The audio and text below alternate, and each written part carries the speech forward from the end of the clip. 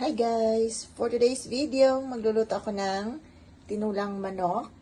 At ito yung mga ingredients ko. Siyempre, manok. Ayan, may luya ako, may lemongrass, may mga malaking siling. Tapos, ito yung malunggay ko na binili ko na $10 sa worldwide.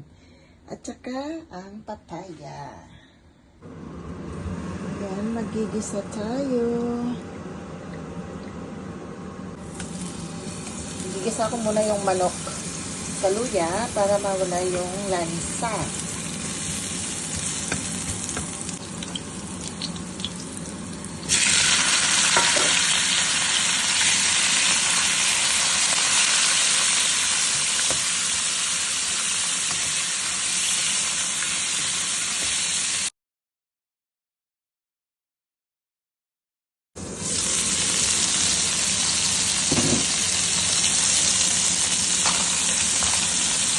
Sige lang, lagyan ng tubig.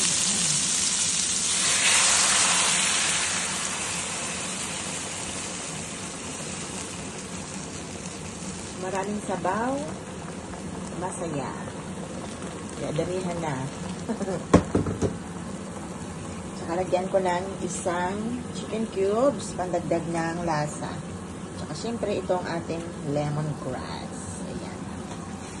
Makuluan lang natin hanggang sa maluto siya. Yan guys, pwede natin ilagay ang ating papaya.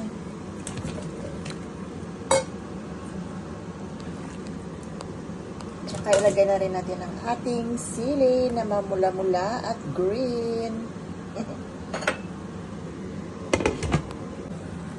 Okay, it's time to put the balonggay. Hugasan ko yan guys, ha? Ayan. Sarap ng aking tinola. Ang mahal ng ano dito, malunggay. $10 yarn. Kaya wag nating sayangin. Ubusin yarn.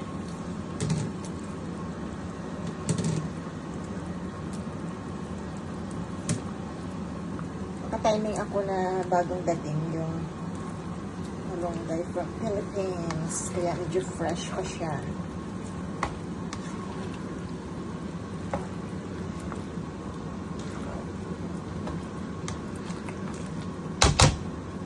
Perfect lang yung sabaw.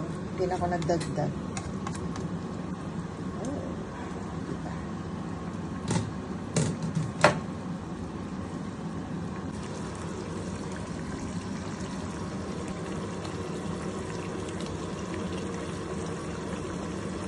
Tikman natin kung masarap na siya.